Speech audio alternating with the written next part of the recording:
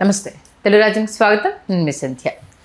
AP deputy CM Pavan Kalyan గారి మీద కాపు సామాజిక వర్గం గుర్రుగా ఉందా? అంటే తమ సామాజిక వర్గానికి సంబంధించి ఎప్పుడో ఒకసారి సీఎం అవుతారు అని ఎదురు చూస్తున్న వారి ఆశల పైన పవన్ కళ్యాణ్ గారు నీళ్లు చల్లారా?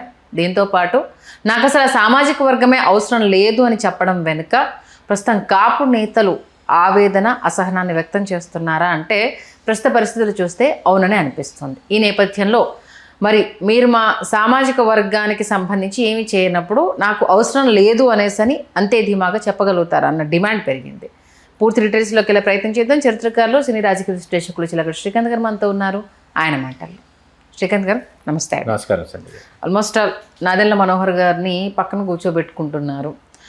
అన్ని పార్టీలు వాళ్ళ కులాలకు సంబంధించి న్యాయం చేస్తూ ఉంటే మా కులానికి మీరు పెద్ద దిక్కు అనుకున్నప్పుడు మీరు మమ్మల్ని పట్టించుకోకపోవడం ఎంతవరకు సమంజసం అన్నదానికి ఆయన ఇచ్చిన రిప్లై చాలా వరకు ఆవేదన కలిగించింది అంటూ కాపు నేతలు చెప్తున్నారు. అసలు ఏం జరుగుతోంది?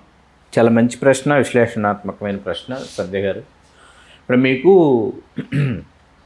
నాంపల్లి గాంధీ భవన్కి ఎప్పుడైనా వెళ్ళారా మీరు? వెళ్ళారు. కాంగ్రెస్ పార్టీ కార్యాలయం, ఎన్టీఆర్ ట్రస్ట్ భవన్ వెళ్ళారు.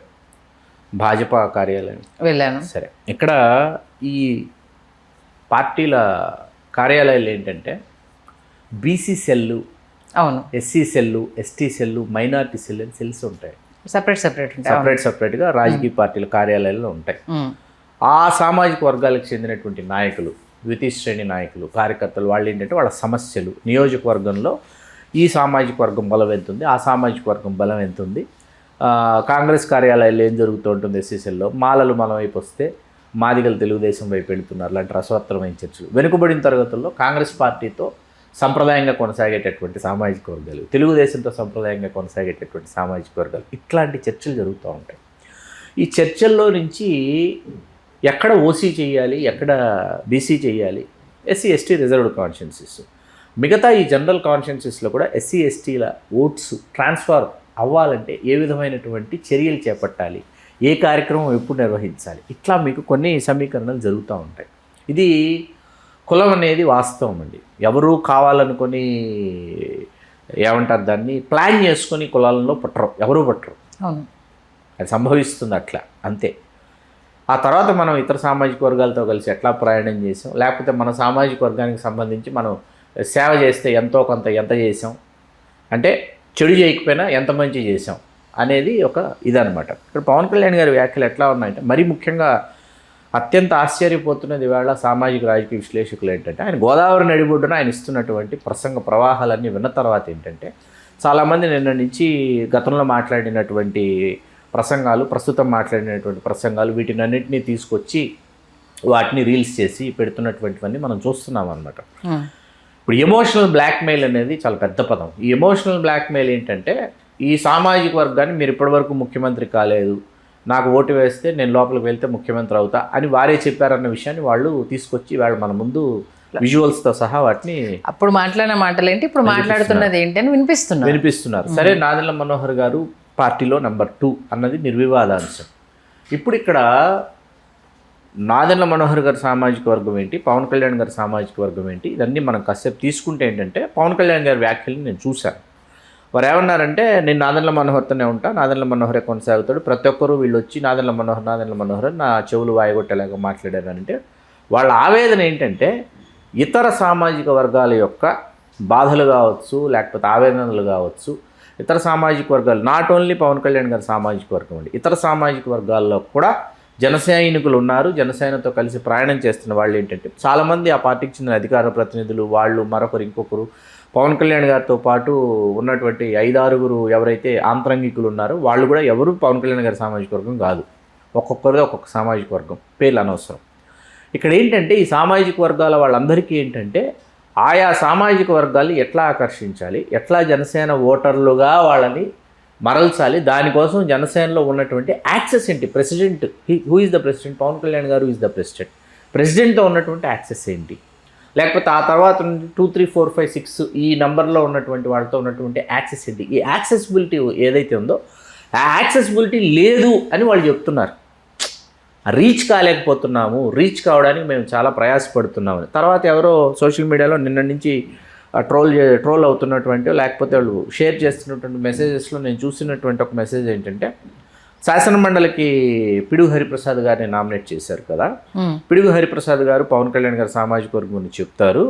మరి పిడుగు హరిప్రసాద్ గారిని నామినేట్ చేసినందుకు ఆ తర్వాత పిడుగు హరిప్రసాద్ జన సైనికులందరూ చాలా పవన్ కళ్యాణ్ గారితో దశాబ్ద కాలం ఆయన కలిసి ప్రయాణం చేశారు కాబట్టి ఆయనకి దానిని కట్టబెట్టారు ఆయన కాబట్టి అని ఏదో ఉంది. చేసిన తర్వాత దాని కింద లైన్ ఏంటంటే, పిడుగు హరిప్రసాద్ గారు ఈ సామాజిక వర్గానికి ఇప్పటివరకు ఏం చేశారని ప్రశ్న వేశారు. ఓకే, పిడుగు హరిప్రసాద్ గారు పవన్ కళ్యాణ్ గారు సామాజిక వర్గం, ఆయన శాసన మండలికి ఆయన నామినేట్ చేశారు. నామినేట్ చేసిన తర్వాత అప్పటి నుంచి ఇప్పటిదాకా ఈ సామాజిక వర్గానికి పిడుగు హరిప్రసాద్ గారు కాంట్రిబ్యూషన్ ఏంటి అనేటటువంటి ఒక క్వశ్చన్, ఒక అద్భుతమైన పాయింట్ ఒక రైస్ చేశారు. దాన్ని రైస్ చేసిన తర్వాత ఏంటంటే, ఇప్పుడు ఇక్కడికి వస్తే రాజమండ్రిలో ఈ బీసీ సంఘాల అధ్యక్షులు ఎవరైతే ఉన్నారో కేసీఎన్ శంకర్రావు గారిని ఆయన వేదిక పంచుకున్నారు పవన్ కళ్యాణ్ గారితో. నాదెండ్ల మనోహర్ గారు వారిని కల్పించారు. వెనుకబడిన తరగతికి సంబంధించినటువంటి కొన్ని అంశాల గురించి చాలా పెద్ద ఎత్తున అక్కడ ప్రసంగించడం అది జరిగింది. మళ్ళీ ఇది జరుగుతుండగా వెనువెంటనే సోషల్ మీడియాలో ఏమైనా వస్తుంది ఇన్ఫర్మేషన్ అంటే, కేసీఎన్ శంకర్రావు గారు ఫ్రమ్ తెనాలిలో కేసీఎన్ శంకర్రావు గారికి సంబంధించినటువంటి వెనుకబడిన తరగతుల ఓట్లన్నీ రేపు నాదెండ్ల మనోహర్ గారికి కావాలి కాబట్టి నాదెండ్ల మనోహర్ గారు వెంటనే నన్ను తీసుకువెళ్ళి వెంటనే పవన్ కళ్యాణ్ గారి ముందు కూర్చోబెట్టి పవన్ కళ్యాణ్ గారితో డాష్ ఆయన షేర్ చేసుకుని ఆయన మాట్లాడటం జరిగింది. ఇట్లా మిగతా వాళ్ళు ఈ సొంత సామాజిక వర్గానికి సంబంధించినటువంటి అంశాలు మాట్లాడటానికి who is the right person, who is the concern person అన్నది ఒక బలమైనటువంటి ప్రశ్న ఉత్పన్నమైంది ఇక్కడ అక్కడ ఉన్నటువంటి ఎవరైనా సరే, పిడుగు హరిప్రసాద్ గారు కావచ్చు, లేకపోతే తిరుపతిలో ఉన్నటువంటి డాక్టర్ పసుపురెడ్డి హరిప్రసాద్ గారు కావచ్చు, శాసనసభ్యులైనటువంటి వాళ్ళు పవన్ కళ్యాణ్ గారి సామాజిక వర్గంలో శాసనసభ్యులైనటువంటి వాళ్ళలో పంతం నానాజీ గారు ఉన్నారు, రాష్ట్ర మంత్రి వర్యులైన కందుల లక్ష్మీ దుర్గేష్ గారు ఉన్నారు, పంచికల్ రమేష్ బాబు గారు ఉన్నారు. ఇట్లా బోలెడు మంది సొంత సామాజిక వర్గం వాళ్ళు ఉన్నారనమాట. వీళ్ళందరూ కూడా ఈ సామాజిక వర్గానికి సంబంధించినటువంటి సమస్యల్ని చర్చించడానికి, పరిష్కారం దేవుడు ఎరగండి, పరిష్కారం సంగతి తర్వాత అంశం, సమస్యల్ని చర్చించడానికి, సమస్యల గురించి మాట్లాడటానికి వచ్చినటువంటి బాధ ఏంటి అన్నది వీళ్ళ వైపు నుంచి వస్తున్నటువంటి ప్రశ్న. ఇంకా కుల సంఘాల గురించి, కుల సంఘాలకు నిబద్ధత లేదని చూస్తున్నాను, 2 రోజులుగా చూస్తున్నాను. కుల సంఘాలకు నిబద్ధత లేదని, తర్వాత కుల సంఘాలకు చెందినటువంటి నాయకులకి ఎవరికి ఏ విధమైనటువంటి ఏమంటారు వాళ్ళ గుర్తింపు ఉండదని చెప్పేసి ఇట్లా చాలా చేశారు. కుల సంఘాలే రాష్ట్రంలో, కుల సంఘాలే రాష్ట్ర రాజకీయాల్ని, ఈ సామాజిక వర్గానికి సంబంధించినటువంటి రాజకీయాల్ని మిర్యాల వెంకటరావు గారు అనే ఒక మహామహనీయుడు దిశ నిర్దేశించి ప్రతి ఎన్నికల సందర్భంలో ఎన్టీ రామారావు గారు ముఖ్యమంత్రి కావడానికంటే ముందే విశాఖ లోక్సభ నియోజకవర్గం లాంటిది కాపులకు కేటాయిస్తే బాగుంటుందని కాంగ్రెస్ అధిష్టానానికి హుకుం జారీ చేసినటువంటి నాయకుడు మిర్యాల వెంకటరావు గారు. ఆయన తర్వాత ఎన్నికలు 82, 85 ఎన్నికలు కావచ్చు, 89లో కాంగ్రెస్ పార్టీ అధికారంలోకి రావటం కావచ్చు, 94 ఎన్నికల్లో చాలామంది వెంకటరావు గారు మైనింగ్ కార్పొరేషన్ హస్తకళల సంఘం చైర్మన్గా ఉంటే చాలామంది కాంగ్రెస్ పార్టీలో పోటీ చేయాలనుకుంటున్నామంటే వెంకటరావు గారు సున్నితంగా వాళ్ళని వారించి కాంగ్రెస్ పార్టీ అధికారంలోకి రావటం లేదు, తెలుగుదేశం కదీవి నెరుగని ఆధిక్యతతో అధికారంలోకి రాబోతుంది, అక్కడికి వెళ్ళి ప్రయత్నించండి, నేను మాట్లాడతాను. ఇది ఒక స్టేట్స్మెన్, రాజనీతిజ్ఞుడు అంటారు, ఒక స్టేట్స్మెన్ యొక్క ఐడియాలజీ, స్టేట్స్మెన్ యొక్క దూరదృష్టి ఆ స్థాయిలో ఉంటుంది, ఆ విధంగా ఉంటుంది. అలా కుల సంఘాలకు చెందినటువంటి ప్రముఖ నాయకులు, ముఖ్య నాయకులు అనుకున్న వాళ్ళు, మార్గదర్శకులు అనుకున్న వాళ్ళు రాష్ట్ర రాజకీయాల్ని, ఉమ్మడి ఆంధ్రప్రదేశ్లో రాష్ట్ర రాజకీయాలు శాసించినటువంటి వాళ్ళు ఉన్నారు, లేరని కాదు. తర్వాత మొన్నటికి మొన్న జరిగినటువంటి తిరుపతి అన్నమయ్య సర్కిల్లో ఓవి రమణ గారు ఒక చాలా పెద్ద ఎత్తున ఈ సామాజిక వర్గంలో ఉన్నటువంటి ముఖ్యులందరూ వెళ్ళి అక్కడ ప్రెస్ని ఉద్దేశిస్తూ వాళ్ళు మాట్లాడారు. అసలు కులం అనేది లేకపోతే, కులం మీ వెంట నడవకపోతే, చిరంజీవి గారిని కూడా ఉద్దేశించి మాట్లాడారు. చిరంజీవి గారు, పవన్ కళ్యాణ్ గారు అసలు రాజకీయాల్లోకి వచ్చేవారు. చిరంజీవి గారి సొంత జిల్లా అయినటువంటి పాలకొల్లులో చిరంజీవి గారిని ఓడిస్తే తిరుపతిలో మేము గెలిపించుకున్నాం చిరంజీవి గారిని, మా వాడిని మేము మా భుజాలకు ఎత్తుకుని మోసామని అన్నారు వాళ్ళు.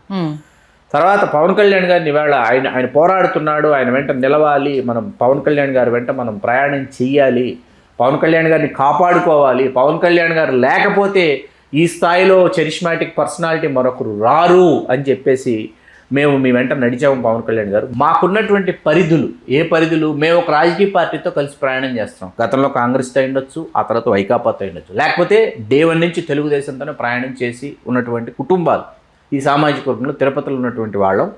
మేము పవన్ కళ్యాణ్ గారు మావాడు ఇచ్చాడు వెలుపలికి అని చెప్పి మేము గంపగొత్తగా మేము ఆ పార్టీలను విడిచిపెట్టి మేము జనసేన జెండాల్ని చేతబట్టి జన సైనికులుగా మారి మీ వెంట నడిచినందుకు ఇదా మీరు సామాజిక వర్గానికి మీరు చేస్తున్నటువంటి అనేటటువంటి ఇంకా చాలా అభ్యంతరకరమైనటువంటి వ్యాఖ్యలు చాలా చేశారు వాళ్ళు.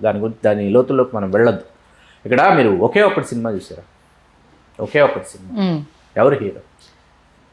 Arjun, action king Arjun. దాంట్లో మీకు ముఖ్యమంత్రి రఘువరన్ గారిని అర్జున్ గారు చేసేటటువంటి ఇంటర్వ్యూలో అర్జున్ గారు ఒక మాట చెప్తారు. నేను కూర్చున్న ఈ కుర్చీకి 4 కాళ్ళు ఉన్నాయి, ఒక కాలు నా పార్టీ సిద్ధాంతాలు. రఘువరన్ గారు చెప్తారు, ఒక కాలు నా పార్టీ సిద్ధాంతాలు, ఒక కాలు డబ్బు, ఇంకొక కాలు నా పార్టీ కార్యకర్తలు భావజలం, ఇంకొక కాలు నా కులం అని చెప్తాడు ఆయన. ఈ 4 కాళ్ళలో ఏ ఒక్క కాలు లేకపోయినా ఈ కుర్చీలో నేను కూర్చోలేని చెప్తాడు. దానిని వంట పట్టించుకున్నటువంటి సామాజిక వర్గాలు అధికారాన్ని అనుభవిస్తున్నాయి. వంట పట్టించుకోకపోతే ఏమవుతుందనేది కాలమే సమాధానం చెప్తుంది సంధ్య గారు. ఇంతకు మించి నేను మాట్లాడను. ఓకే, మొత్తానికైతే ఒక రకమైన వ్యతిరేకత అనాలా, కదలిక అనాలా, కాపులలో మాత్రం వచ్చిందన్నది స్పష్టంగా కనిపిస్తుంది. ఖచ్చితంగా వచ్చిందండి. మామూలు కదలిక కాదు. సామాజిక చైతన్యం, వర్గస్పృహ వెల్లివిరుస్తున్నాయి. ఆ వెల్లివిరుస్తున్న నేపథ్యంలో ఏంటంటే వాళ్ళ ఆశయ సాధన ఏదైతే ఉందో ఆశయ సాధన దిశగా నాయకుడు కృషి చేస్తేనే నాయకుడిని విశ్వసిస్తారు. విశ్వాసం చొరగొనాలి. మీరు ఆ విశ్వాసం చొరగొన్నప్పుడే మీరు 2024 ఎన్నికల్లో విశ్వాసం చొరగొన్నారు కాబట్టే మీ పార్టీ శాసనసభ్యులు 21 మంది గెలిచారు, 2 లోక్సభ సభ్యులు గెలిచారు. మీ మీద విశ్వాసం కలగలేదు కాబట్టే 2019లో 2 నియోజకవర్గాల్లో మిమ్మల్ని ఓడించారు. అంతే కదా. ఇప్పుడు 2024లో మీకు 100% స్ట్రైక్ రేట్ వచ్చినా, టీడీపీకి అంత బలం వచ్చినా, అవునన్నా కాదన్నా మీరు చెప్పిన ఒక మాటకు మీ సామాజిక వర్గం ఆ జెండాను మోసినందుకే కదా. అంతే సందేహం. వాళ్ళ దగ్గర నుంచి వస్తున్న బాధ, ఆవేదన కేవలం మీరు చెప్పారనే కదా మీ వెంట నడిచింది. ఇప్పుడు మీరు మాట మారిస్తే ఎలా అన్నదే కదా వాళ్ళ క్వశ్చన్.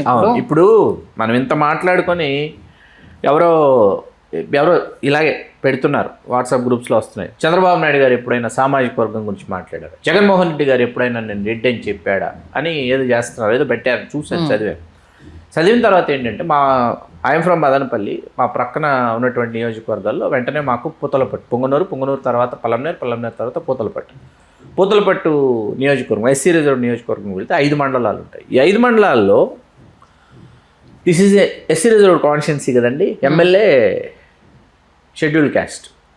5 మండలాల్లో తెలుగుదేశం పార్టీకి సంబంధించి ఈ 5 మండలాల్ని శాసించేది, 5 మండలాల్లో తెలుగుదేశం పార్టీకి సంబంధించిన అన్ని నిర్ణయాలు అమలు పరిచేది, తీసుకునేది కమ్మ సామాజిక వర్గం. తెలిసిన విషయం. కాంగ్రెస్ నుంచి ఆ తర్వాత వైకాపాకు వస్తే ఈ 5 మండలాల్లో రెడ్డి సామాజిక వర్గమే నిర్ణయాలు తీసుకుంటుంది. వాళ్ళే గంపగొత్తగా ఉంటారు, వాళ్ళే వెనుదన్నుగా నిలుస్తారు. వాట్ ఈస్ దిస్ అంటే ఇది మా పార్టీ అని వాళ్ళు చెప్పారు, ఇది మా పార్టీ అని వీళ్ళు చెప్పారు. దెర్ ఇన్స్ టు మ్యాటర్. మరి మీరెందుకు వచ్చారు? మధ్య మార్గంగా మూడో ప్రత్యామ్నాయ శక్తిగా మీరు ఎదుగుతారని మీరు వచ్చారు. దీనిలో మళ్ళీ విజయ్ గారికి సంబంధించి మళ్ళీ వ్యాఖ్యలు చేశారు. ఆ వ్యాఖ్యలన్నీ విన్న తర్వాత ఏంటంటే మనం గతంలో విజయ్ గారికి సంబంధించి మనం చాలా లోతుతో కూడినటువంటి విశ్లేషణలు మనం చేసాం. ఎందుకంటే ఆయన ముందు చాప కింద నీరులా 15 సంవత్సరాల పాటు లేయర్స్ వైజ్ అతను వర్క్ చేసుకుంటూ వెళ్ళాడు అన్న విషయం ఎంతమందికి ఎన్నిసార్లు చెప్పినా అర్థం కావట్లేదు. ఆయన చేసినటువంటి వ్యాఖ్యలు ఏంటంటే కటౌట్లు పెట్టుకుని గెలిచేశారు, హోలోగ్రామ్స్. చాలా చాలా చాలా తప్పు. రాజకీయాల్ని మీరు చాలా సశాస్త్రీయంగా మీరు అధ్యయనం చేయాల్సినటువంటి అవసరం ఉంది. మరీ ముఖ్యంగా తమిళనాడుకు సంబంధించి ద్రవిడోద్యమ భావజాలానికి సంబంధించి అక్కడ రాజకీయ పార్టీల యొక్క పుట్టుక గురించి, అట్లాగే అక్కడ రాజకీయ పార్టీల యొక్క ప్రస్థానం గురించి. ఎందుకంటే విజయ్ గారి కంటే ముందు మనం ఇంతకుముందు చేశాం. కార్తిక్ గారు పార్టీ పెట్టారు, ఆయన ఎవరు శరత్ కుమార్ గారు పార్టీ పెట్టారు, వీళ్ళందరూ పెట్టారు. విజయకాంత్ గారు విజయం సాధించారు. అక్కడికి అవే చెప్పాను నేను. శరత్ కుమార్ ఎక్కడ ఫెయిల్ అయ్యారు, కార్తీక్ ఎక్కడ ఫెయిల్ అయ్యారు, లేకపోతే కమల్ హాసన్ గారు, రజనీకాంత్ గారు ఎక్కడ బొక్కబోర్లా పడ్డారు పక్కన పెడితే వీళ్ళ మీద వాళ్ళకి విశ్వాసం కలగల ప్రజలకి. విజయకాంత్ గారు ఏ కైండ్ ఆఫ్ పాలిటిక్స్ ఎందుకు చేశాడు? ఆయన ఒకడే గెలిచాడు, తర్వాత 40 స్థానాలు తీసుకున్నాడు, 29 స్థానాల్లో విజయం సాధించారు. 29 స్థానాలు 40 ఎందుకు తీసుకున్నాడు, 29 స్థానాలు ఎట్లా విజయం సాధించాడని చెప్పి విజయ్ గారు దాన్ని ఏమంటారు ఒక మాడ్యూల్ కింద తీసుకుని అధ్యయనం చేసి దాన్ని ఆయన మిగతా కాన్స్టిట్యున్సీస్కి ఆయన ఇంప్లిమెంట్ చేసుకుంటూ వెళ్ళాడు అతను. అది అధ్యయనం చేయకుండా మనం దాని గురించి అసలు ఏమీ మాట్లాడకుండా, దాని గురించి అసలు తెలుసుకోకుండా మనం ఇవాళ కామెంట్ చేసేస్తున్నాం అనమాట. మీకు అర్థమవుతుంది కదా. చూద్దాం ఇది ఎలాంటి మలుపులు తిరుగుతుందన్నది మంచి విశ్లేషణ అందించారు. ధన్యవాదాలు శ్రీకాంత్. ధన్యవాదాలు సంధ్య. హలో, తెలుగు రాజ్యం ఛానల్ చూస్తున్నారా? సామాజిక, రాజకీయ, జీవన చిత్రణే తెలుగు రాజ్యం. అతిశయోక్తులు, అసత్యాలు ఉండవు. రాజకీయ కోణం కాదు, ప్రజా కోణమే కొలబద్ద. తెలుగు రాజ్యం వీక్షణ మీ ఉత్తమ అభిరుచికి నిదర్శనం.